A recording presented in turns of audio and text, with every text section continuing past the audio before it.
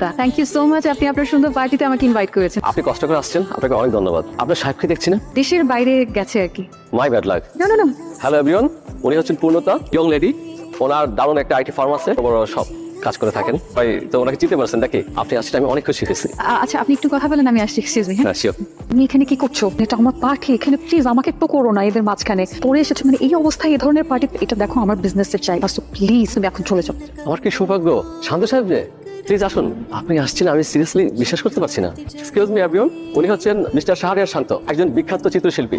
আমি প্যারিসে একজন বিখ্যাত চিত্রশিল্পীর কাছে ওনার নাম শুনেছি। তার কাছে অন্ত সাহেবের অনেকগুলো একটা ছবি আছে। অন্ত সাহেব কিন্তু একজন ভালো মানের ইন্টেরিয়র ডিজাইনার এবং একজন খুব ভালো মানুষ।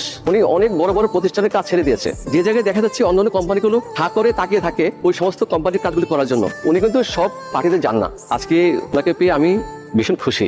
আপনাকে ধন্যবাদ। আপনি কষ্ট করে আমার পার্টিতে আসছেন।